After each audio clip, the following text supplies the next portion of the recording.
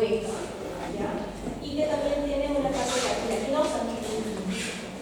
Funciona como una forma de válvula. ¿Por qué se dice que es como una válvula? Porque, o válvula o esfínter. ¿Por qué? Porque el epiglottis tapa la vía aérea y cuando nosotros podemos deglutir también forma una función importante en la deglución, ¿no? Para que nosotros no nos aspiremos. Cuando estoy hablando, ahorita estoy usando mis cuerdas vocales, mis cuerdas vocales están así, yo puedo decir y están así, ¿no? Entonces, es muy importante conocer esa parte de la anatomía de la nariz, porque cumple dos funciones, ¿no? La sonatoria y la deglución. Por eso es una función de válvula. Y también porque está relacionado con uno de los cuerpos vertebrales de C3 a C6. Entonces, como vemos acá, es como una caja, es como una caja resonadora, al igual que la nariz. La nariz es una caja resonadora, pero la laringe también, porque en esos espacios vacíos tenemos músculos, tenemos aire, ¿no? Y también los músculos, las cuerdas, se movilizan para formar la voz. Dentro de la anatomía tenemos cartílagos que son impares y que son pares, o pequeños también. Los impares son los más grandes. Y ahí los he dividido como que 3, ¿no? Como para que se acuerden que son 3 impares, 3 pares. 3 son grandes, 3 son pequeños. Los impares serían el cricoides, es el de aquí, el cartílago tiroides y el epiglotis, acá. ¿Ya? Esos son los 3 cartílagos impares, pero son grandes. En cambio, las aritenoides, acá no la vemos, luego vamos a ver la imagen, los cartílagos más pequeños, pero que son pares, son los aritenoides, los peniculados y los uniformes. Entonces vamos a empezar con el cricoides. El cricoides es el más inferior, el anillo más inferior que está en más comunicación con la tráquea, con el primer anillo traqueal, ¿no? Y tiene una forma de anillo de sello, ¿no? Tiene una forma así. Y el anillo de sello en este caso, una porción va a ser delgada y la otra porción va a ser gruesa, como la ven aquí. Una porción es pequeñita y la otra porción es más grande, ¿no? Aquí igual. La anterior es delgadita, la posterior es grandecita. Entonces, esto tiene unas carillas con las cuales se va a contar y se va a colocar lo que es las aritenoides, pero también va a chocar con ellos el cartílago tiroides. En el caso del cartílago tiroides, es el más grande, el cartílago más grande dentro de la tiroides, tiene su forma, se forma por dos láminas, una lámina que es derecha y una lámina que es izquierda, y confluyen entre sí, formando como una carpita, es una carpita echada, ya no es una carpacita, es una carpacita, la derecha y la izquierda. Pero eso tiene que tener un ángulo, esta angulación de acá, que puede ser de 90 o de 120. De 120 en la mujer, por eso es que nosotros no tenemos tanta producción de la manzana de Adán. En cambio los hombres es de 90, por lo tanto hay un piquito y los hombres sí se pueden tocar con mayor facilidad el cartílago tiroides, ¿no? Entonces es el cartílago más grande, formado por dos láminas, como les había dicho, la derecha y la izquierda, que se insertan entre sí, y en ellas se van a insertar el esternoctiroideo, el tiroideo y el receptor inferior, ¿no? Eso es importante. Muy aparte de las láminas, también tenemos estas astas que tenemos aquí, las astas superiores, dos astas superiores y las dos astas inferiores. En cuanto al epiglotis, como ven, tiene una forma de pétalo, ¿no? O como una forma de una gota invertida, por así decirlo, o de una hoja, ¿no? Y se unen por medio de un ligamento tiroepiglótico en la porción media, como lo ven acá.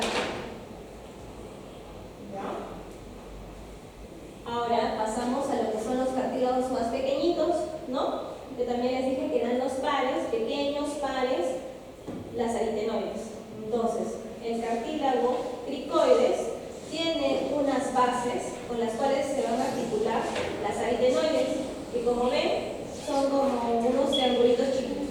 O sea, tiene dos vértices, dos caras y una base. Y están aquí, ¿no? Y estas van a articular a quienes, al cartílago cornicular. Es una forma piramidal que tiene tres superficies, una base cóncava, como ven aquí, la base cóncava, con la cual se va a articular articular el cartílago cricoides. Y un vértice que se articula con el orbicular, que va a ir por aquí. Una superficie medial que se va a enfrentar las aritenoides, porque cuando nosotros vamos a hablar, las cuerdas vocales se van a juntar, las aritenoides se van a juntar, por lo tanto, también va a tener una carilla plana con la cual se van a construir los dos. Y la anterolateral, que no solamente van a ser depresiones para músculos y ligamentos. Los cuneiformes, como ven acá, son los más pequeñitos, ¿no? Y tienen una forma de palo de golf, que están suspendidos por una membrana fibroelástica, y los corniculados, que son más chiquititos, tienen una forma cónica, ¿no? Esos son ya más detallitos, ¿no? Son más chiquititos. Los que sí o sí no se pueden olvidar, pues el cricoides, que es el anillo, el aritenoides, el tiroides, que es la forma como de carpita, como digo, y que da la forma y la característica del hombre, de la manzana de Adán, ¿no? El epiglotis, que es muy importante porque el epiglotis, cuando nosotros hablamos, forma como un movimiento de palanca, ¿no? Se cierra y se abre cuando nosotros estamos hablando. Ahora, lo otro importante dentro de la laringe no solamente son los cartílagos, sino también los ligamentos de sostén. Entonces, ahí los ligamentos extrínsecos, vamos a tener la membrana tiroidea. Entonces, los nombres van a ser muy fáciles de acordarse porque van a ser respecto a la relación de los dos cartílagos, de tiroides con que se juntan, ¿no? Entonces, si es tiroidea, va a ser de la tiroides, toda la parte de la tiroides, con el dioides. Y como ven acá, cubre todo, ¿no? Pero esto no solamente es firme, sino también tiene un agujerito en la parte lateral. Y esta es la apertura para la rama interna del nervio laringe superior y de la arteria. ¿Ya? Eso es muy importante porque por aquí va a pasar el nervio y la arteria. Ese es en cuanto a la membrana tiroidea. Luego tenemos el ligamento ilioepiglótico, que está por acá. Como les dije, el epiglotis tiene una sostén acá abajo, ¿no? Ilioepiglótica, pero también tiene ilioepiglótica, por eso es que tiene ese movimiento. ¿Ya? No basta con solo una palanca, tiene que tener dos palancas. Y ese sería el ilioepiglótico. Y el otro, que es el cricotraqueal, que lo tenemos acá, que une el cricoides con el primer anillo traqueal. Entonces, ya que estamos hablando del laringe, como para que no se me duerman, ¿a qué altura yo hago una traqueostomía? ¿A qué altura hago una traqueostomía? Sí, ahora que hemos tenido ustedes, pues, al igual que yo fui residente COVID, ustedes han sido alumnos COVID, ¿no? Entonces, ya han estado hablando pues mucho de las traqueostomías, ¿no? Y ya, entonces, ¿cómo se hacen las traqueostomías? Tenemos un poquito de curiosidad. A ver, para que no se me haga, pero creo que lo sienten ya. ¿Dónde se hace la traqueostomía? ¿Dónde se les ocurre a ustedes que se puede hacer la traqueostomía? Estamos hablando de la laringe, yo me estoy contando un poquito más, pero tiene relación porque soy aérea. ¿En qué espacio se hace la traqueostomía? ¿Qué pasaría si yo hago la traqueostomía acá? ¿Estaría bien o no? ¿Por qué? Sí, pero es la primera unión, ¿no? Entonces yo no lo puedo hacer en el primer anillo traqueal. Tiene que ser en el segundo o tercer. ¿Por qué? Porque si no se ve, es venoso. Porque tienen que tener en cuenta que la laringe tiene partes. Debajo de este anillito está la subglotis. La subglotis también es estrecha.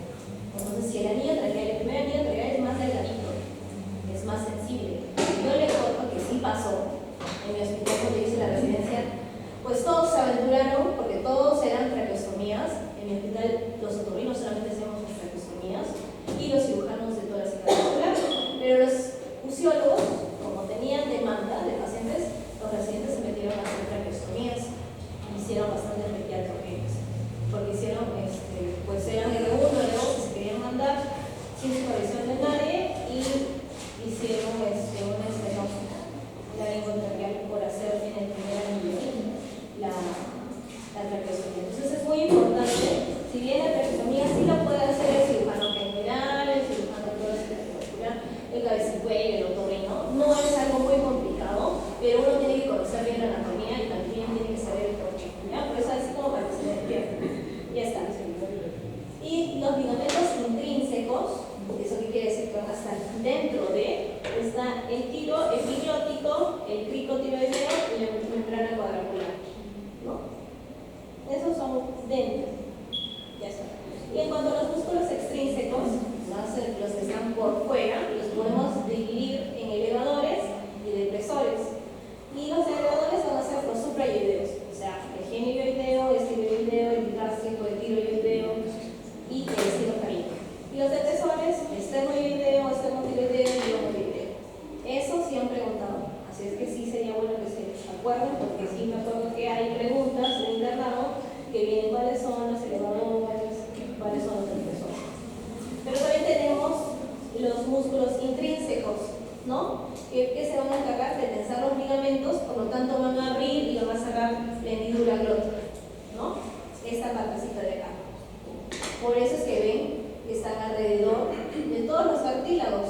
Los hemos descrito y todos están alrededor de ellos, ¿no? El músculo cricotiroideo, el aritenoideo transverso, el oblicuo, que lo envuelve el aritenoides, el cricoaritenoideo posterior, lo ven acá, el músculo vocal, también muy importante, el cricoaritenoideo lateral, el músculo arieglótico, que tenemos aquí, el músculo tiroaritenoideo. ¿Ya? Entonces acá yo les he dejado un resumen que encontré y que me parece que está como que todo lo que deberían de saber, porque les preguntan muchas veces el nervio laríngeo recurrente inerva a todos menos a cricotiroideo, porque si se dan cuenta solamente está por el laríngeo externo, ¿no? Entonces aquí todo para que lo lean, porque si me puedo leer nos vamos a demorar y tengo que correr un poquito, ¿ya? Pero eso es como que la base de toda la inervación, el origen, la inserción y el mecanismo de acción de cada uno de los músculos. No les voy a preguntar eso, pero sí para su ENAM sí les va a servir. ¿Ya? A mí me gustaría más que aprendan lo que es de la clínica. Y pues, yo creo que seguro que voy a hacer 7 preguntas iguales a de mi tema oriental. Probablemente. Irrigación arterial, ¿no? Acá encontré esta, pero yo creo que esta es más esquemática, ¿no? Esta imagen es la arteria laríngea inferior, la que inerva, y la arteria laríngea posterior. Esas dos son las que inervan la laringe. Nada más. Con eso más que me sobra, no quiero que se me quede mucho. El drenaje, irrigación venosa o el drenaje venoso, pues tenemos que la vena laríngea superior drena en lo que es la tiroidea superior y esta confluye en la subclavícula, en la yugular interna.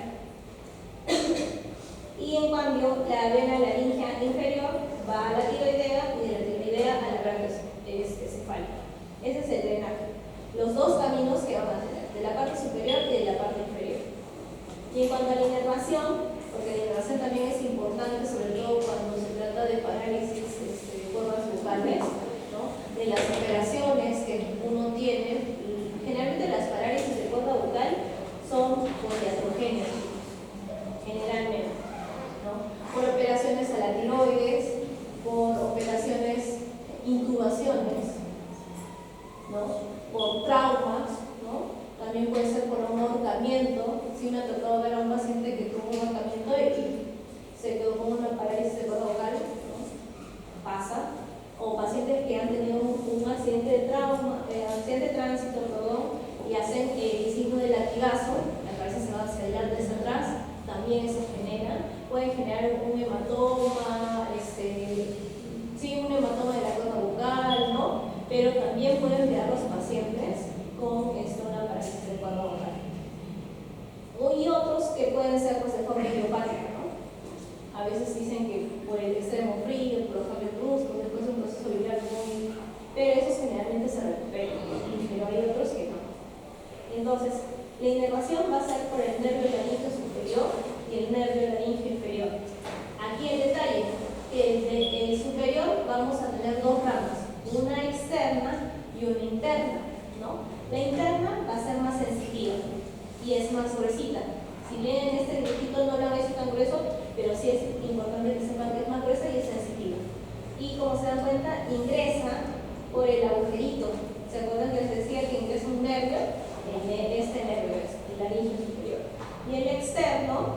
que va, pero que es mixto, inerva el músculo. ¿Dónde está este nervio?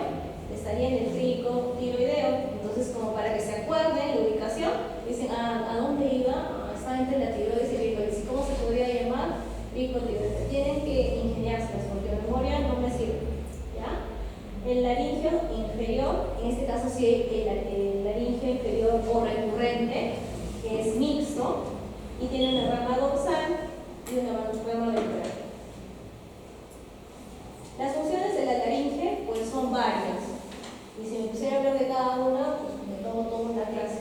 Así es que solamente nos vamos a aprender qué es respiratoria, fonatoria, deglutoria y tusígena. Respiratoria, ¿por qué? Porque así como la naricita me servía para el intercambio gaseoso y que entre más campo tenía, porque tenía una forma de turbulencia, la forma de ingresar el aire, que no, si era laminar no podía respirar mucho porque si era turbulento tenía más superficie. Igual en la laringe, lo que me va a generar es de que haya una mayor regulación en el CO2, ¿no? Manteniendo así el equilibrio ácido-base en la sangre y en los tejidos. Fonatoria, porque es un aparato resonador, al igual que la nariz, ¿no? Sobre todo en el espacio supraglótico. La deglutoria, porque como les dije, la epiglotis se eleva, la laringe se eleva, la epiglotis la tapa, ¿no?, a las cuerdas vocales, y esto hace que el alimento de la orofaringe pase de la hipofaringe de frente, pase hacia el esófago y ya no se vaya hacia la vía aérea. ¿Y qué pasa con esos pacientes que se aspiran? ¿Por qué sucedió eso? Si doctor, usted me dice que es un mecanismo protector y hace una válvula, ¿por qué hay pacientes que se aspiran? ¿No? Nunca se ha preguntado. Sí, se deben haber preguntado. Yo me preguntaba por eso, ¿no? ¿Por qué? Porque a mí nunca me ha pasado. ¿Por qué a ellos sí? O no, sí me pasó porque estaba tomando agua y me atoré con el agua. Sí les debe haber pasado a ustedes. ¿Por qué les pasó? Sí, les debe haber pasado en algún momento. ¿Por qué? Porque si se supone que, doctora, pero usted me está diciendo que la gente se eleva y me da el caminito, ¿por qué me pasó a mí eso? ¿Por qué? ¿No? ¿Por qué? Dime.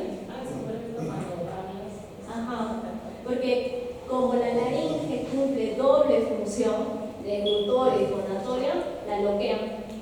No sabe qué hacer en ese momento. ¿Hablo o paso la comida? ¿Qué hago? Entonces eso pasa a las personas que están comiendo y también quieren hablar. Por ejemplo, hoy día llegó al consultorio después que se fueron un personal del hospital que días anteriores había comido, no, hace 2 días había comido canchita, ¿no? Y quiso comer también un sándwich. Está con su cancha y su sándwich y estaba hablando y se le pasó la canchita. Y ella sentía que la canchita estaba ahí. Horrible, porque es una sensación. Yo nunca la he tenido, pero imagino que va a ser horrible. Si solamente con el agua estoy. Entonces, o con la cremita que tengo ahí me molesta, pues una canchita es áspero, es bien pesado. Entonces, ella lo que hizo fue toser. Ha tosido tanto que las cuerdas vocales están como 2 salchichitas. Y ahorita está disfónica, ¿no? Esas son las consecuencias de que a veces tratamos nosotros de rescatarnos, porque el reflejo tusígeno está presente, la laringe se trata de proteger porque quiere eliminarla, pero laceramos las cuerdas vocales y ahí viene la disfonía. ¿Qué tengo que hacer ahí? Reposo de voz y darle corticoides, porque es un proceso inflamatorio. No está con infección, no encontramos el cuerpo extraño, ¿no?, que también sería bueno revisarlo, por eso se le hizo la laringoscopía, pero no había nada, solamente que las cuerdas vocales eran 2 salchichitas. O sea, yo decía que ella y estaba así. O sea, ni siquiera se separaba, ¿no? O sea, malazo, la señora está súper disfónica, pero hay solución, ¿no? Menos mal que no se aspiró porque eso podía pasar al bronquio. Y eso es peor, comienza con sibilantes, desaturan, ¿no? Ya está. Entonces, la tusígena, como les recalco,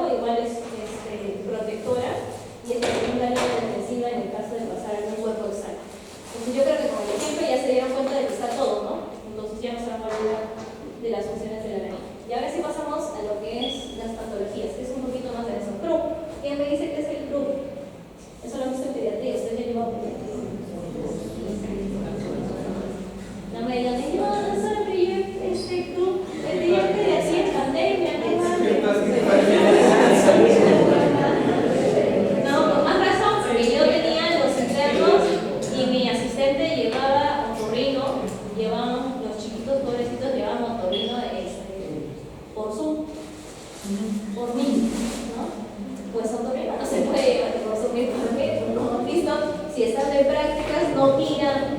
Imagínense, pues, por la pantalla. Pero a ver, ¿quién me dice que es el club? Es algo más de pediatría. Es una laringitis, ¿no? Pero de pediatría, por decir eso, ¿no? Es típico de muchos. Entonces, el club, o también llamado laringotraqueobronquitis o laringotraqueitis, ¿no? Por eso les digo que es la laringitis del niñito, ¿no? Generalmente se presenta en menores de 6 años o en un intervalo de 6 a 36 meses. La incidencia es del 5% entre 2 y 24. ¿Cuál es el virus más frecuente? El parainfluenza tipo 1, porque también hay el 2, también hay el 3. La influenza, el adenovirus, el virus sincitial respiratorio y el rinovirus. Pero para su examen club, para influenza tipo 1. No creo que se olviden que está con rojo y ya está. Entonces, el virus, ¿qué va a hacer? Va a invadir la mucosa, hay un infiltrado celular, hay fibrosis, edema. ¿Y a dónde va a atacar más? A la subglotis y a la tráquea. Por eso es la laringotraqueitis, porque está justo en el enlace de las dos partes. Entonces, primero el niño ingresa con pródromos, ¿no? Dentro de las 12 a 48 horas empieza con un resfriado. Normalmente dice, ay, no, ya no se respiró, le sube el ibuprofeno, ¿no? Pero de ahí que empieza con un inicio de tos súbito y una tos carona. Los chicos que ven son con mi perrita, yo creo que tenían un club, porque estoy acá con una tos de perro, ¿no? Entonces, es una tos carona que realmente está dando ahora mucho y está dando un estridor respiratorio audible que empeora, luego empeora en las noches. Por momentos me quedaba disfónica, ¿no? No he tenido fiebre, pero un poquito de dificultad respiratoria. Mi frecuencia respiratoria aumentada, la frecuencia cardíaca también, retracciones, y en muchos casos pueden llegar a desaturar y cianosis. Pero para eso hay una escala de severidad, ustedes ya la deben de conocer, la escala de Wexley, ¿no? Este es el pediatría, pero se los dejo ahí porque de paso que repaso. En la radiografía, ¿qué me pueden ayudar? ¿Qué hay? ¿Qué hay? ¿Cómo se llama esto?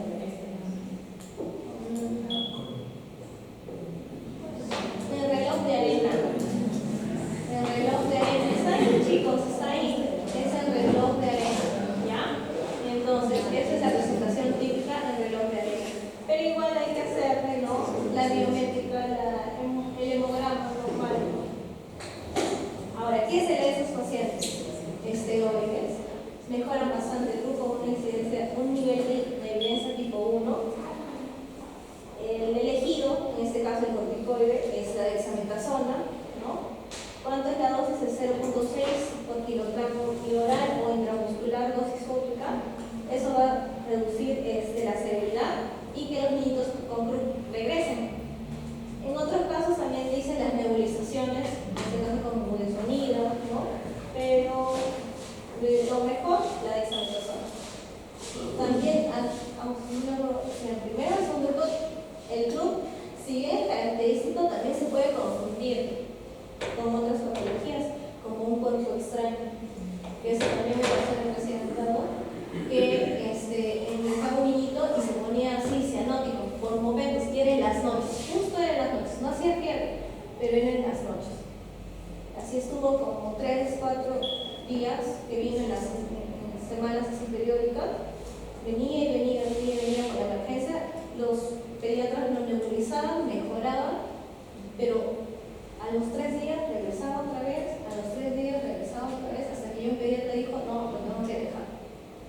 Entonces, ahí, bueno, en pediatría es vital preguntarle a la mamá qué ha estado haciendo el niño o cómo empezó todo esto. Y ahí la mamá comenzó recién a narrar. Mi hijito era un niñito de 4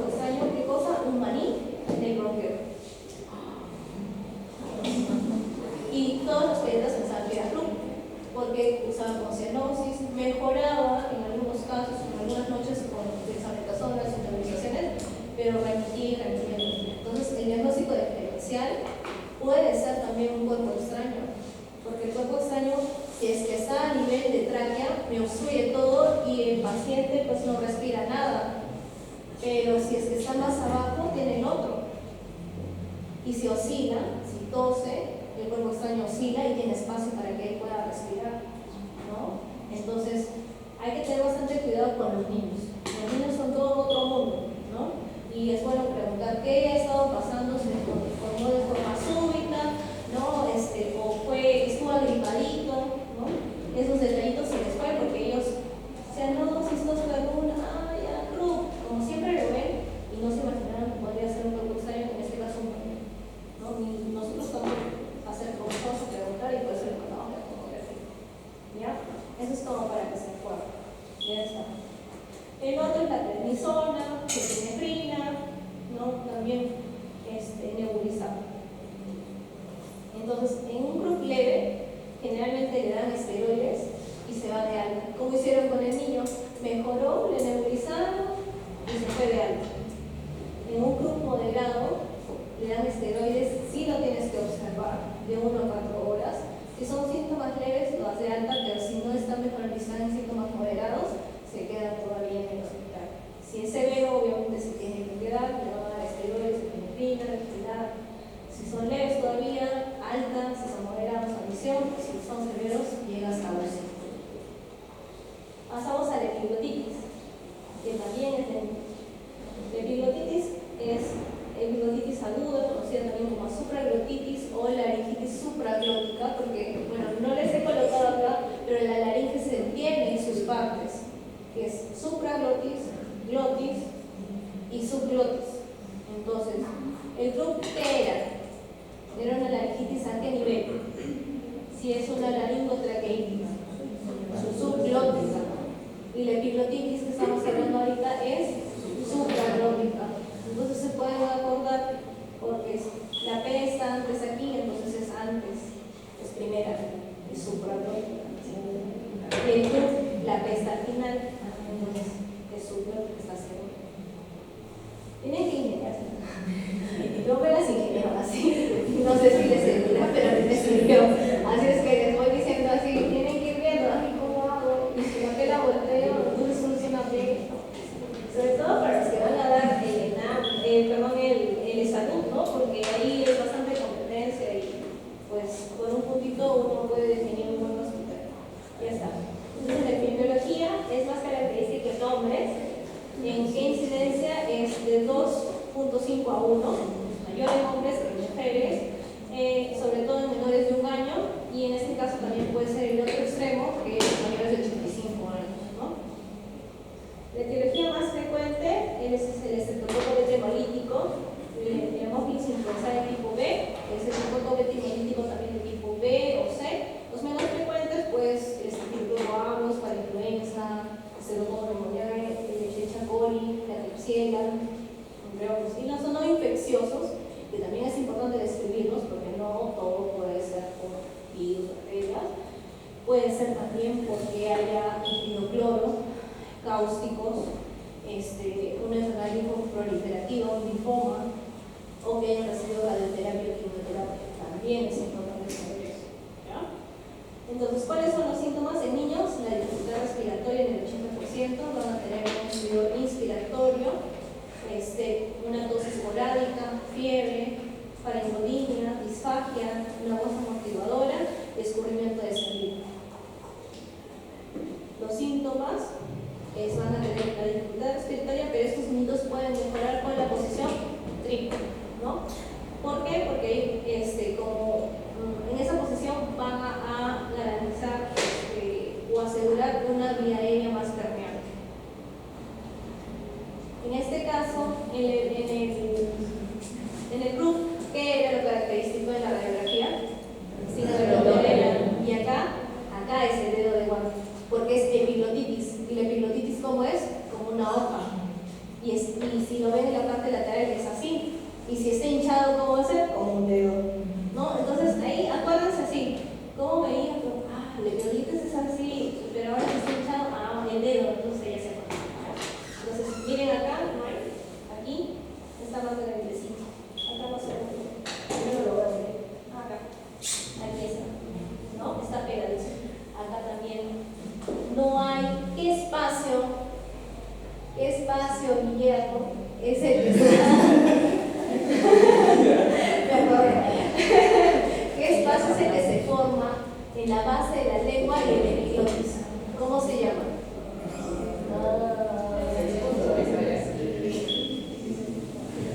Sí lo dijiste. Empieza con V. Valécula. La valécula. Entonces, el epiglotitis es característico que esa valécula no se vea, ¿ya? Porque acá debería estar la valécula. La base de la lengua con el epiglotis es la valécula, en ese espacio. En ese espacio pueden haber cuerpos extraños, ¿ya? Pero lo característico es que acá como la epiglotis está tan hinchadita que ya no se puede entrar a ver la valécula. Está todo fluido. Entonces no hay valécula sin aire. Ahí está el diagrama. Engrosamiento de los pliegues epigloticos, edema de las arytenoides, edemas de tejidos blandos, y la valécula pues se queda sin aire porque no puede entrar ahí porque está hinchada la entonces ya está. El tratamiento en niños menores de 6 años, como tenemos que asegurar la vía aérea porque si no se nos muere el niñito, es intubación. Pero en adultos si es severa, mayor de la obstrucción mayor del 50% es intubación. Si no tiene dificultad respiratoria o es la obstrucción menos del 50%, solamente vigilancia en uso. ¿Ya? La prioridad siempre va a ser asegurar la vía aérea. Las indicaciones para asegurar la vía aérea es que tenga un estudio en aumento, disnea, es una presión parcial de CO2 mayor de 45, que veamos un edema epiglótico que tenga una frecuencia respiratoria mayor de 30 minutos y cuando vamos a extubar, cuando el edema obviamente esté resuelto, cuando haya fuga de aire, esto quiere decir que el paciente ya pueda respirar porque ya no va a estar hinchado, ¿no?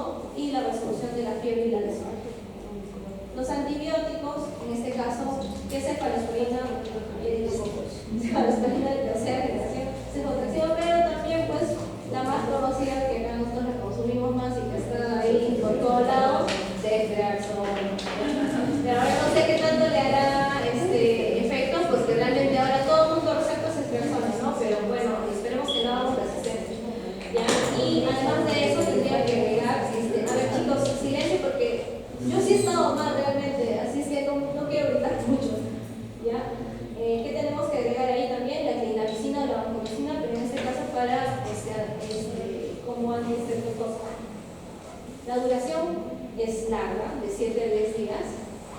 Monitorear la respuesta según la laringoscopía, ¿no? Y van viendo, ¿no? Si no se da la fiebre, hay que buscar otro foco, neumonías, meningitis, abscesos también del epiglotis.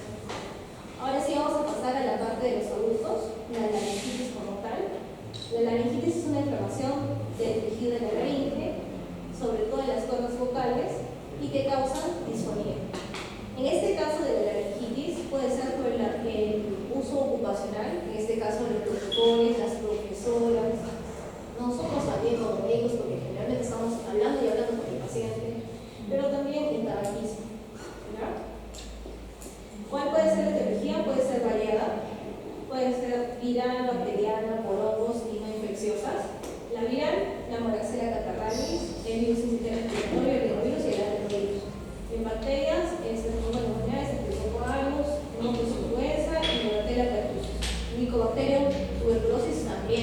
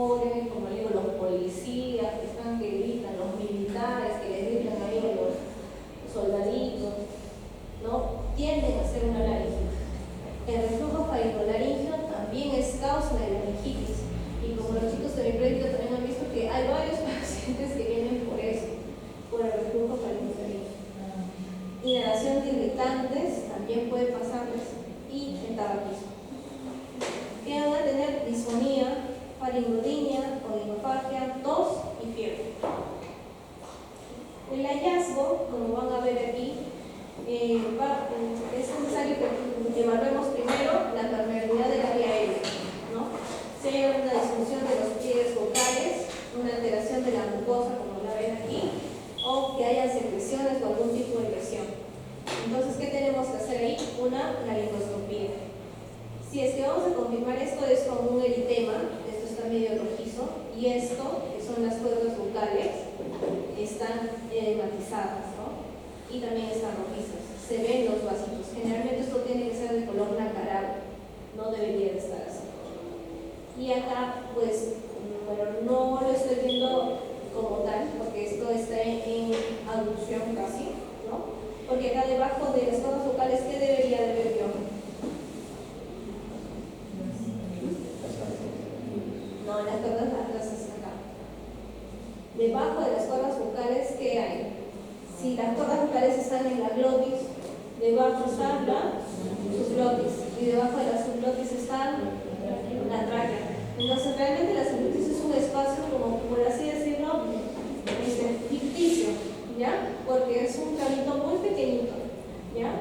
Y generalmente lo que ustedes ven cuando hacen la laringoscopía, se ven los anillos traqueales, ¿ya? ¿Y qué parte es esta? Porque la glotis como tal tiene partes, tiene una parte, una comisura anterior y una comisura posterior. ¿Qué sería esto de aquí?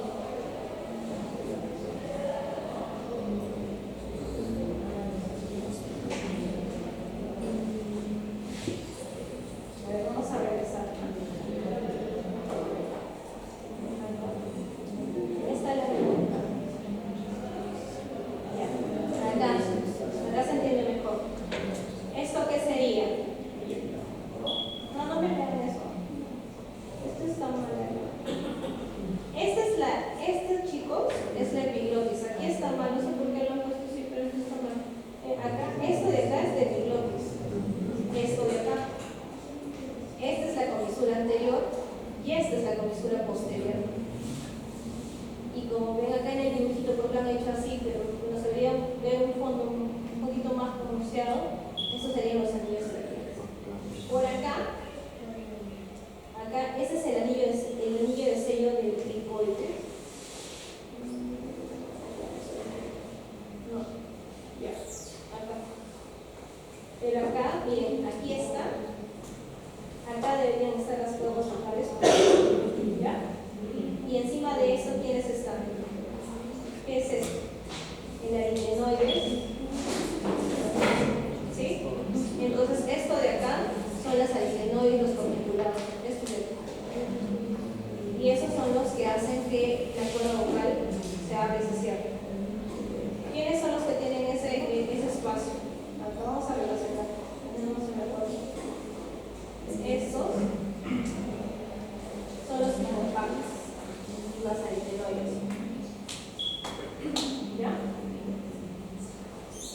Entonces, en esta lámina de aquí,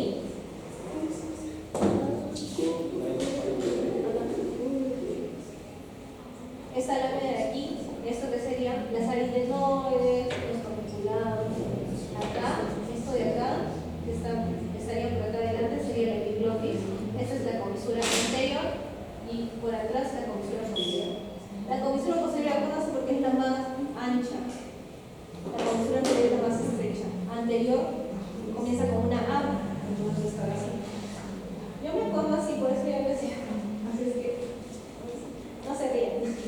Yo me acuerdo así. Y yo también me confundía. Y eso obviamente que tengo que memorizar un montón de cosas. Porque no todo lo voy a tener acá, ¿no? Entonces, para memorizar, voy a decir, ¿cómo me acuerdo que esto es anterior y esto es posterior? Porque a mí me preguntaban, me iba pasando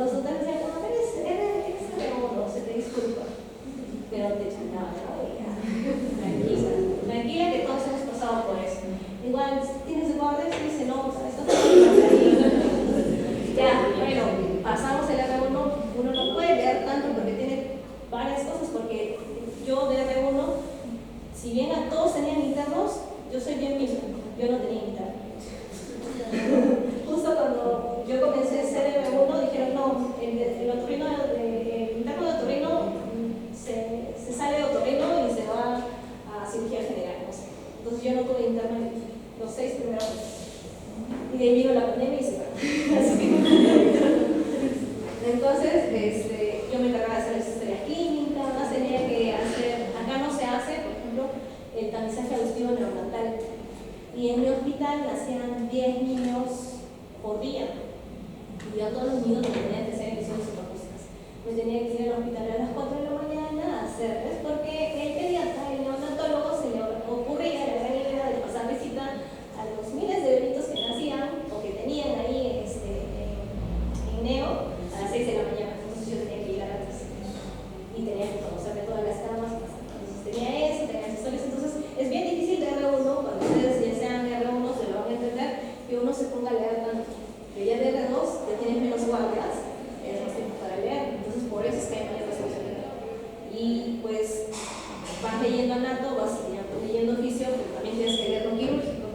Y ahí va aumentando. Y más las cosas que van saliendo, las novedades, tienes que estar ahí.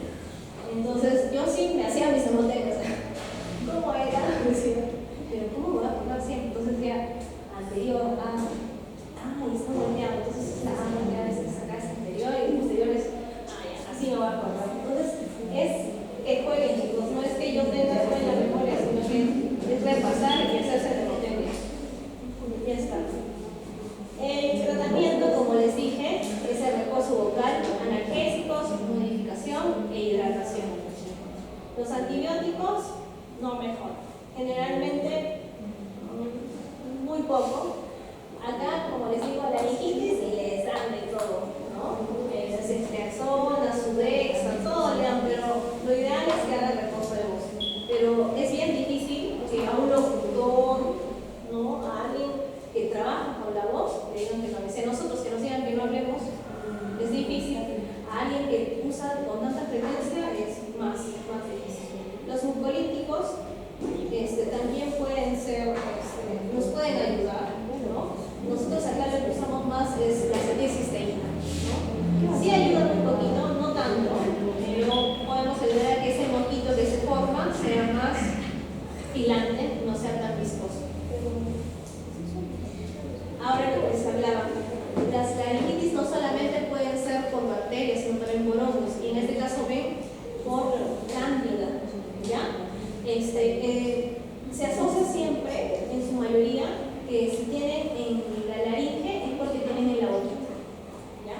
Porque se comparte, ¿no? Entonces, el síntoma más frecuente es la hemorragia severa, y si está la laringe está comprometida, disfonía, porque van a ver esas placas, ¿no? Van a estar engrosadas, no parecen estas formas vocales, pero sí las son, ¿no? Y son estas placas blancas de la superficie, eritematosa, friables, ¿no? Y o pueden tener una pseudomembrana gris amarillenta con base rugosa y eritematosa. Para el tratamiento en este caso es el diagnóstico es clínico, pero si hay alguna duda de que estuviese asociado a algún tipo de un tumor, se le podría tomar una biopsia. Generalmente se hace un raspado así como en la lengua, ¿no? Y si sangra, es cándida, ¿no? Y si ya no tiene acá y lo ves acá, es cándida. No tienes por qué estar raspándole la laringe, ¿no? El tratamiento generalmente dicen que es el fluconazol, pero también se ha visto de que se puede aplicar violeta de genciana en las lesiones, porque son y también el pH, ¿no? Por eso es que algunos, no sé si habrá alguno que haya adoptado, no sé si las doctoras lo usarán, pero yo sí veo que en la escuela, por ejemplo, de los socorridos que son formados en Arequipa, utilizan bastante violeta de genciana en el oído para el hongo, ¿no? Cuando tienen otomicosis, sí he visto pacientes que me llegan y todo su tímpano está morado. Yo digo, ¿qué ha pasado, señor? No, es que yo tenía hongo, sigo teniendo hongo, pero está morado ahora, ¿no? Entonces, a mí la gusta usar, pero son escuelas, ¿no? Está muy bien, funciona, ¿no? Baja un poco, pero ahí el hongo es bien rebelde y no es solamente una curación, y a veces los pacientes son un poco difíciles de aceptar de que uno usted le tiene que curar todo y ahí sí ya siente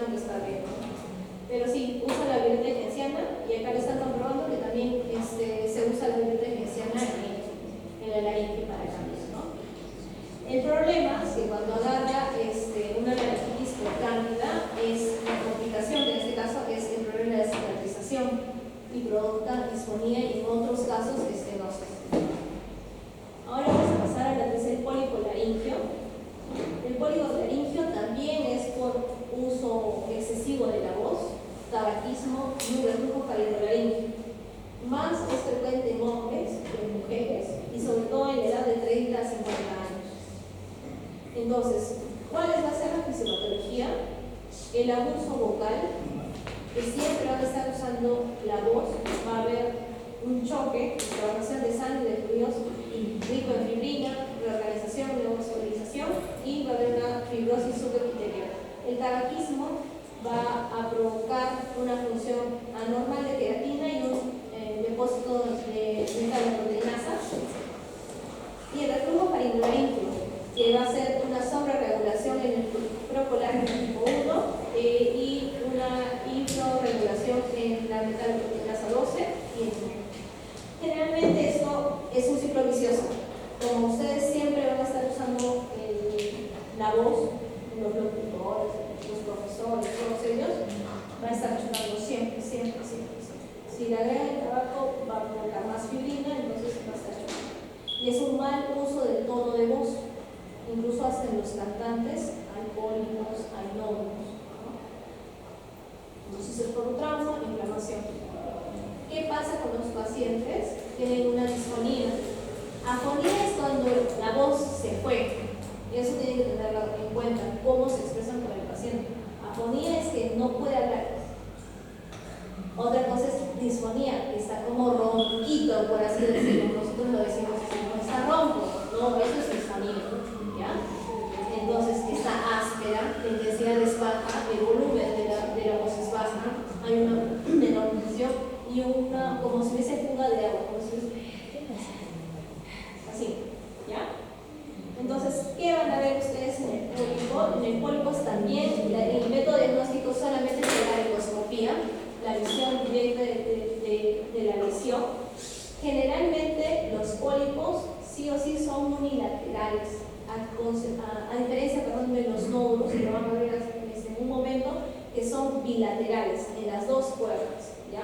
Pólipo unilateral, nódulo bilateral en las dos cuerdas, ¿ya? Eso es bastante importante porque siempre hay confusión. ¿Esto es nódulo o es pólipo?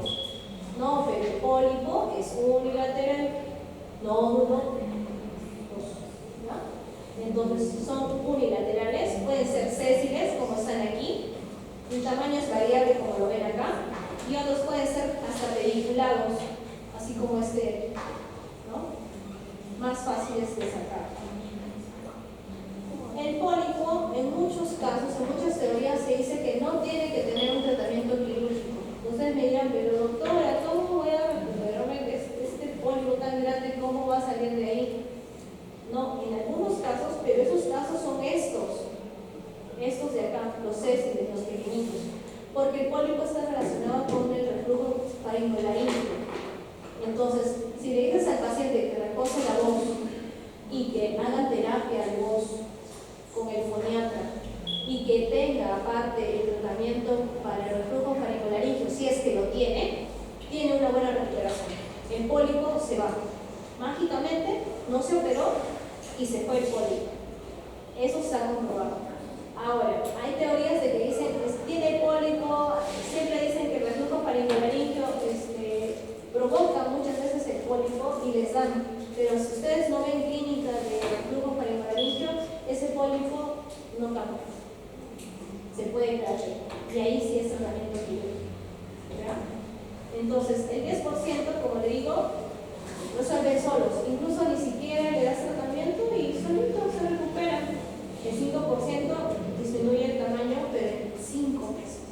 Pero si le das el tratamiento, puede disminuir con mayor rapidez. Entonces, como les estaba hablando, la terapia de antirreflujo, ¿no? Es el reflujo faringolaríngeo. El reflujo faringolaríngeo, si bien no lo he tocado aquí, les voy a explicar un poquito.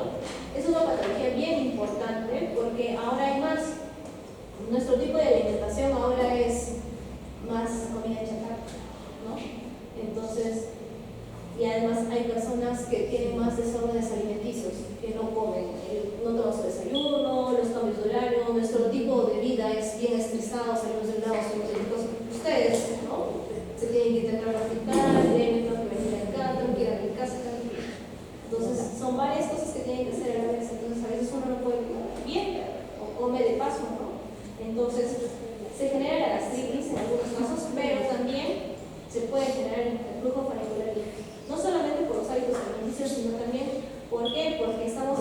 acostumbrados a automedicarnos. Me duele algo, me tomo el ibuprofeno y me lo tomo 10 días, 15 días. Y no me calma y me sigo tomando fenadrina 5, 15 días. ¿Qué genera eso? Lesión de la mucosa. Entonces, ustedes van a ver la mucosa de la faringe granulosa, empedrada. Bolitas, bolitas, bolitas, bolitas, bolitas, bolitas. Le abren la boca. Examínense ustedes, examinen a sus familiares. La única forma de que aprendan es que ustedes se vayan examinando. Ya papá, ven. A ver, vamos a ver qué es el día de hoy. Entonces aprendan así y van a ver qué pueden encontrar por ahí. Entonces, cuando los pacientes consumen, como digo, muchos AINES, puede provocar un reflujo faricular. Tuve una paciente que le indicaron, te doy la garganta, toma, ¿qué le digo? ¿Sabes? Le dieron ibuprofeno. La señora tenía 20 días tomando ibuprofeno y no le calmaba. Le veo y toda la mucosa estaba lacerada. No solamente había así como empedrado, típico de un reflujo faricular, sino que también estaba como sangrante, como úlceras había hecho. Solamente por tomar el ibuprofeno tanto tiempo, ¿no? Entonces, es una patología compresiva que ahora está siendo más frecuente y que hay que abordar. Y eso que produce pólipos, nódulos, ¿no? Entonces, la terapia de reflujo es un tratamiento conservador, porque lo único que se tiene que dar ahí son inhibidores de bomba de protones, omeprazol, esomeprazol, ranitidina, puede dar también, ¿no? Pero con omeprazol y esomeprazol nosotros estamos bien. Y el tratamiento es la terapia bucal, y eso sí o sí lo tiene que hacer una foniatra. Lamentablemente acá en Tacna solamente yo conozco una foniatra, y que ni siquiera es de Perú, es de Colombia. Entonces, pues a Tacna sí les faltaría un poquito más de cosas, ¿no? Porque lamentablemente no hay. En Perú hay muy poquitas fonoaudiólogas, foniatras, y al menos acá nosotros tenemos como una, ¿no? Esa. Entonces, reflujo laringofaringeo más el pólipo, más o menos de cantidades de un 45 a 75%. Entonces, si tiene presencia de reflujo y le dan terapia de reflujo, puede mejorar en un 45 a 75%. Pero, si no tiene, generalmente no resuelve. Si no tiene un reflujo faringolaringeo y tiene pólipo y el doctor le quiere dar igual omeprazol, no funciona. ¿Ya? Solamente si se quiere reflujo faringolaringeo va a funcionar. La terapia bucal, ¿no? Sí ha demostrado mejoría. ¿Y por qué? Porque mejora los parámetros acústicos en el paciente. Y ahora si pasamos a lo que es quirúrgico, ¿no? ¿Cuándo tengo que operar al paciente? Cuando la disfonía es persistente, cuando el pólipo tiene alto riesgo de sangrar, como ven, el pólipo se nutre de un vaso que está en la cuerda vocal, tiene que operarse. O cuando no está contraindicado también que se opere el paciente, cuando no tiene tolerancia a la anestesia, cuando hay una mala visualización con la laringoscopía directa. La directa es la que yo voy a ver de frente, la que yo hago la laringoscopía con la camarita, que me han visto hacer los grupos de práctica, eso es indirecto. Yo no lo estoy viendo así de frente. Lo directo, la laringoscopía directa, el examen, es que yo con un tubo, es como cuando hacen cuando van a intubar, ustedes están llevando anestesia, ustedes cogen la pala, ustedes ven directamente, tienen que ver las cuerdas vocales para colocar ahí el tubo. Eso es una laringoscopía directa. Entonces, cuando se opera el laringe, nosotros colocamos al paciente, se echa, le colocamos un tubo. Muy aparte que el anestesiólogo nos tiene que poner un tubo más delgadito, anillado. No sé si habrán visto algún tipo de anillo, porque yo creo que acá no usan. Nunca he visto a los anestesiólogos con un tubo anillado. Pero hay tubos orotraqueales, ¿no? Que son los normales, con un gafo. Pero hay unos tubos que dentro tienen una malla. Esos son los tubos anillados. Que eso que me ayuda a que esté más firme. Y que yo cuando ingrese con el elevador de laringoscopio no se deprima ese tubito, porque tengo que tener espacio. ¿Ya? Cuando el tratamiento, el tratamiento quirúrgico, ¿cuáles son las técnicas?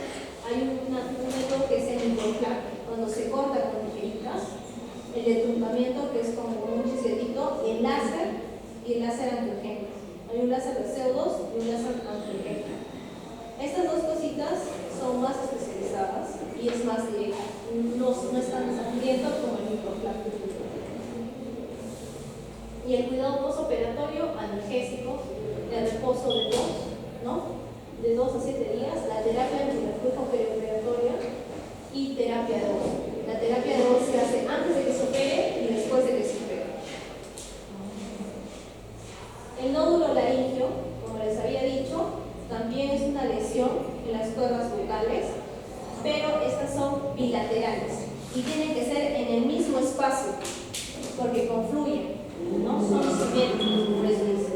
Tienen que ser en el mismo espacio y son bilaterales, son elevaciones y generalmente los pólipos y los nódulos están localizados en el tercio medio y en el tercio anterior de la cuerda vocal. Entonces esto es anterior, por eso es importante que ustedes sepan dónde queda, dónde es la comisura anterior y dónde es la comisura posterior. Entonces, esto es tercio anterior, esto es tercio medio y esto es tercio posterior. Los pólipos y los nódulos, ¿dónde van a estar? En el tercio medio o en el tercio posterior. Porque como ven aquí, generalmente la cuerda vocal se debe de juntar toda. En cambio acá no se junta. Entonces por eso hay una fuga de aire. Por eso hay disfonía. Por eso está ronquito. ¿Ya? Porque hay una fuga de aire.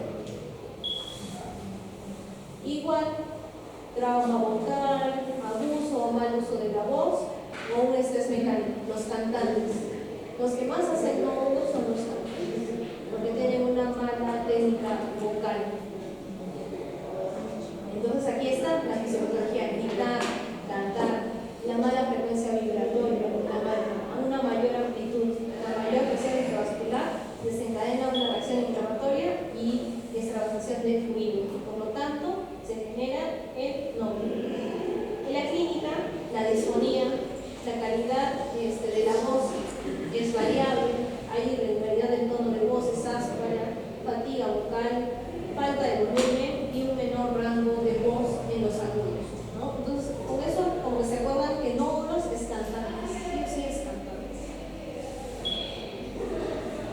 En la laringoscopía, ¿no? Entonces ya sabemos que es este nódulo, ¿dónde estaría? Tercio medio, tercio anterior, tercio posterior. Tercio anterior, ¿no? Está en el tercio anterior, es bilateral, ¿no? Este también está en el tercio anterior. Este de acá sí sería tercio medio. Este ya es tercio medio. Y son lesiones blanquecinas, bilaterales, simétricas, ¿no? En tercio anterior y en tercio medio. La resolución es con la terapia de voz, ¿ya? Generalmente los síntomas se pueden recuperar en el 49 al 80%. El papiloma. El papiloma laringio también es una patología benigna. A los chicos de biomédica les enseñé en el último grupo la endoscopía del papiloma. ¿Sí? El papiloma laringio es más frecuente en niños de 2 a 5 años. ¿Y por qué en niños? A ver, porque el papiloma es un virus, pero el virus, ¿por dónde lo puedo transmitir? El papiloma laringio. Los adultos ya sabemos por qué podría ser, pero un niñito que me viene y que tenga la laringe, ¿por qué podría ser? Y me dicen de 2 a 5 años, ¿por qué podría ser? ¿No? Los equipos no puede ser eso. ¿Qué? Pero si me viene de un añito, no hay odontólogo, ¿qué puede ser?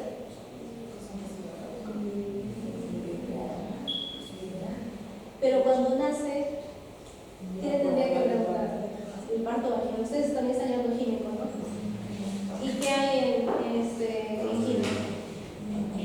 No hay papiloma, génita de transmisión, que es por ciertos tipos de virus, que unos son benignos, o sea, tienen poca agresividad, baja agresividad. La cosa es que en el canal vaginal, el bebito pasa por ahí, ¿no? Cuando sale por parto natural.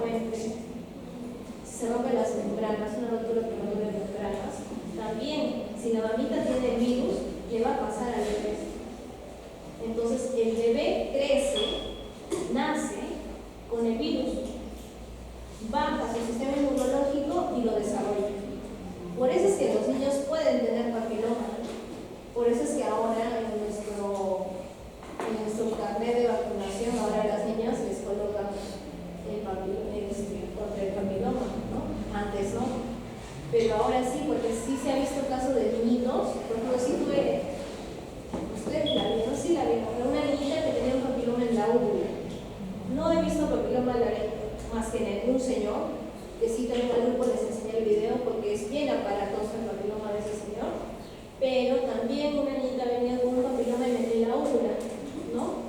Entonces, ¿y por qué? ¿No? Si es niña, o sea, ¿por qué puede? Si pensamos mal, nos podríamos ir por la causa de la úvula, ¿no? Pero bueno, nos extremaríamos. Pero también está esa causa que por el parto vaginal puedan contraer el virus, ¿no? Y ya nacen y lo desarrollan. Eso quiere decir que si tiene virus, ella se puede deprimir y otra vez puede crecer en cualquier otra parte porque ya tiene el virus, ¿no? Siempre lo va a tener. No hay forma de matarlo. Es como el herpes, ¿no? El herpes, yo me estreso, mi herpes labial se me reactiva y si estoy bien, se va, ¿no? Pero ya tengo el herpes, ¿no? Ya está. Entonces, y también puede haber en la década de la segunda y la tercera década de vida y sobre todo en los hombres, ¿ya? Entonces, el virus del papiloma humano tiene sus clasificaciones. La de bajo grado, que es el tipo 6 y el tipo 7, que es el más frecuente en el caso de vía oral, ¿no? Y el de grado intermedio del 31 y el 33 y el de alto grado del 16 y el 18, que ya es de genitales, ¿no? Entonces, el 11, que es el inicio temprano, es el más agresivo. El ciclo es la infección del tejido sano. Se infecta el tejido. Hay una enfermedad latente. Se activa el virus latente, causa papiloma y se reproduce el papiloma. Y otra vez empieza otra vez el ciclo. Enfermedad latente, activa el virus y así. Todo es un ciclo vicioso. ¿Ya?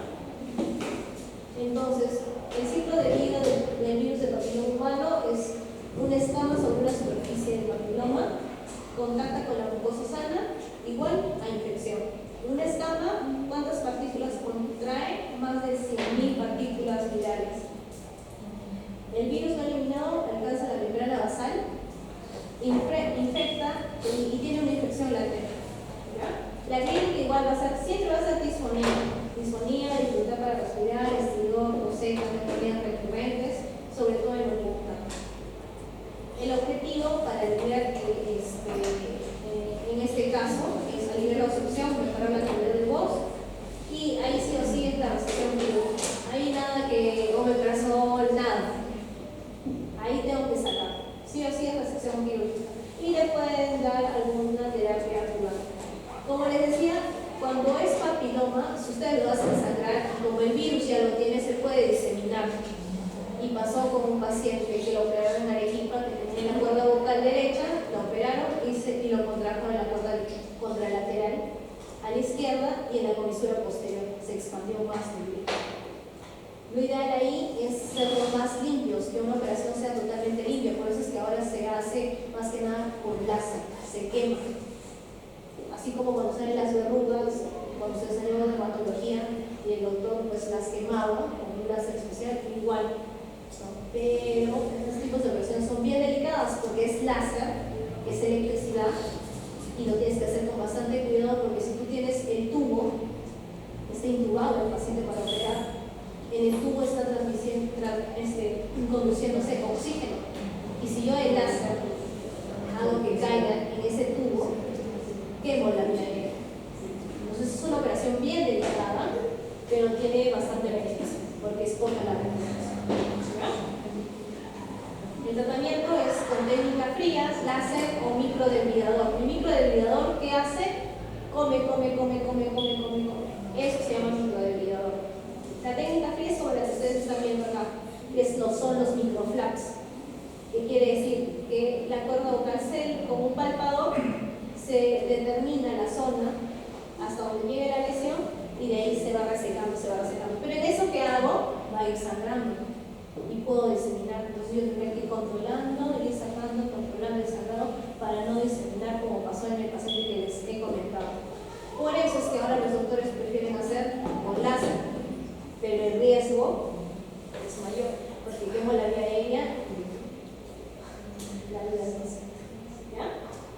Y el otro es el microdermidador, que es solamente comer. Pero el problema del microdermidador es que no dejo la cuerda vocal lisa. Siempre es bueno dejar la cuerda vocal lisa, porque si ustedes dejan con irregularidades, puedo crear un pseudosulcus, que quiere decir como una línea en la cuerda vocal, dejo con una línea. Y eso que me provoca que haya fuga de aire. Entonces yo le puedo operar al paciente, ya no tiene papiloma, pero no puede operar, está disfónico. Entonces las operaciones de aire son bien difíciles, chicos. O sea, son bien complicadas. Es fácil de hacerlo, quizás, ¿no? Pero las consecuencias con el paciente es quitarle la voz si es que haces algo mal. Si lo haces bien, bacán. Pero si no, si algo te equivocas, se queda sin voz. ¿Ya? La parálisis de cuerda vocal. ¿Ya? La parálisis de cuerda vocal puede ser unilateral y bilateral. Puede ser en abducción, porque hay dos movimientos de la cuerda vocal, que es abducción cuando están separadas y aducción cuando están juntas. Abducción y aducción cuando están juntas, ¿no? ¿Qué pasa si la cuerda vocal es una solamente la que está paralizada? El problema va a ser en la fonación y en la devolución. Pero si es bilateral, el problema va a ser en la respiración. Pero también hay que tener en cuenta si es que se quedan abiertas o si es que se quedan cerradas. Si se quedan cerradas, no puede respirar el paciente y tienen que hacerle ahí sí o sí traqueostomía, porque no ingresa el aire, está cerrado. Si es que se quedan abiertas, el problema es el riesgo de aspiración y la disfonía, porque no se cruza. Cuando son bilaterales es más difícil de tratar. Cuando es unilateral todavía pueden hablar un poquito, no tienen tanta dificultad. La causa son idiopáticas, causas médicas y sobre todo iatrogénicas, ¿no? La parálisis bilateral, en este caso, puede ser por el nervio periférico, puede ser quirúrgicos, iatrogénicos, por la intubación, traumas penetrantes, contusos y malignidades de la laringe. Desórdenes del sistema nervioso central, accidentes cerebrovasculares y también por malformaciones, el diarrea y la hidrocefalia. La exploración sí o sí siempre va a ser con una endoscopía laringea. Ahí lo que está haciendo el doctor es una nasofibroscopía. Se ingresa por la naricita con un tubo flexible como las endoscopías digestivas altas, pero este es uno más pequeñito. Se ingresa por la nariz, recorres el piso de la nariz, te vas hacia la rinofaringe, pasas la orofaringe, de la orofaringe caes hacia lo que es la hipofaringe y llegas hacia la laringe. ¿Ya? Hace todo ese recorrido. Eso es una nasofibroscopía flexible. También hay otra que es la rígida, que es la que tenemos en el hospital, que lo que se hace es que el paciente abre la boca, saque la lengua y con un tubito, con una cámara se ingresa y se mira directamente la nariz. Pero ahí solamente miro la nariz. Si quiero mirar la nariz, tendría que hacerle con otra boca que solamente sea la nariz. ¿Ya? La clínica es disnea, estridor, insuficiencia respiratoria y un cambio de la calidad de voz. La voz es como algo de fuga, es de baja intensidad. Y el tratamiento puede ser no quirúrgico. El no quirúrgico involucra que infiltremos corticoides en la cuerda vocal. Pero eso sobre todo es en las parálisis unilaterales. En las bilaterales no me sirve eso. En las bilaterales sí o sí tiene que ser. Si es temporal, coloco inyecciones directamente. Si es permanente, hay que hacer un tipo de operaciones que son tiroplastías, ¿no? Resecar un poco de la tiroides y aperturar ese espacio. Y por último vamos a hablar de cáncer de laringe y acá. El cáncer de laringe es uno de los cánceres más frecuentes, pero en Europa. En nuestro país no es tan frecuente. Este cáncer aparece sobre todo en el varón. ¿En qué edad? De 45 a 70 años.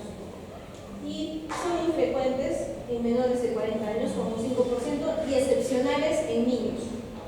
La clasificación, como les dije, puede ser supraglotis, glotis y subglotis. ¿Ya? Entonces, ¿qué puede pasar también aquí? Que si es supraglótico el cáncer, si se desarrolla primero en la supraglotis, puede haber un camino transglótico que me va a invadir hacia la glotis y de ahí hacia la subglotis. Puede ser que haya ingresado glótico y se va transglótico hacia la supraglotis y transglótico hacia la subglotis. Y puede haber un camino que va de la subglotis a la glotis. Pero ¿cuál es el más maligno o cuál es el que mayor ataque puede tener? El subglótico. Porque el subglótico se va directo hacia los huesos. Ese es el más agresivo. En cambio, si es que está en supraglotis, tiene que pasar el tratamiento de la glotis. En cambio, del glótico se me dispara. Ese es el más bajo. ¿Ya? Entonces, en el proceso neoplástico puede afectar las cadenas yugo-carotídeas. La diseminación es por continuidad de vía linfática y la vía linfática puede ser por supraglotis de un 25 a un 80%. El más maligno, menos mal que es el menos frecuente, que es el glótico, y el subglótico, que es el 10%, ¿no? En este supraglótico hay abundante drenaje linfático. Si bien este no es tan maligno, el problema es que se disemina más rápido, por eso es más frecuente. Este tiene un escaso drenaje linfático, sobre todo por la cobertura anterior en el ligamento de Breuer, y que se va hacia el ganglio del piano, pero es el más agresivo, o sea, es el que más rápido puede invadir, y este es más frecuente, ¿ya? Y el subglótico tiene cadenas paratraqueales. Y la forma hemática con la cual se puede diseminar, es decir, si es que el paciente tiene un cáncer laringio, ¿a dónde se puede ir? Hacia el pulmón, hacia el tejido óseo, hacia el hígado y hasta cerebro. ¿Ya? ¿Por qué se da más en Europa? Porque los pacientes en Europa consumen bastante alcohol y tabaco. Nosotros acá, si bien consumimos, pero no somos tan tabaqueros. Somos de alcohol, pero no somos tanto de tabaco. O al menos yo no veo tanto acá en la consumidores de cigarros y que haya una zona en la que vaya a fumar. En cambio, en Europa sí. Entonces, ¿qué provoca el tabaco? Y no solamente es cáncer de pulmón, que nos están dando cuenta, sino también cáncer de laringe. Produce una quemadura crónica, un efecto irritativo, un efecto sobre la red vascular y la dependencia de las personas, ¿no?, a la nicotina. El alcohol provoca una irritación local crónica, un efecto disolvente, sobre todo para agentes cancerígenos, ¿no?, y del tabaco, y deteriora los medios de defensa. Todo esto que puede concluir en que se habitúe o esté en el vestíbulo laríngeo, provocando así mayor riesgo de cáncer.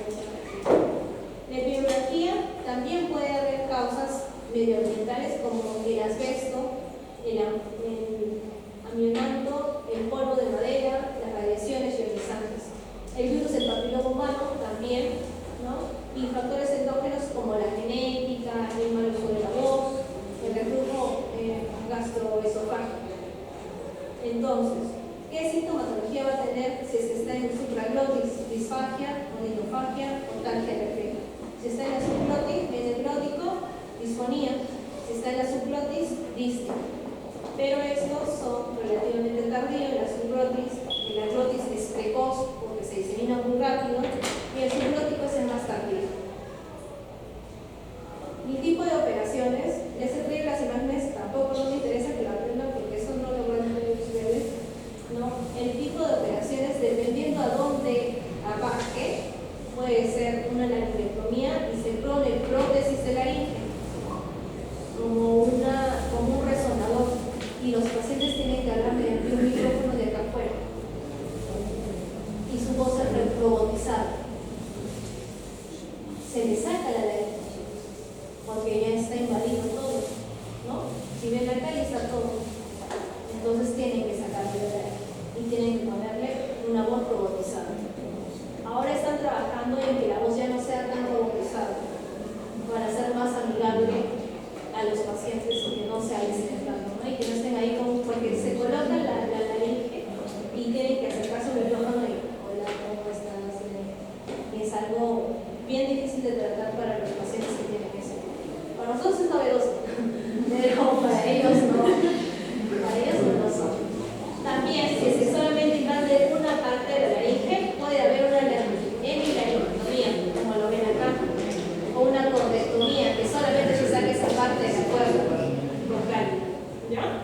Entonces,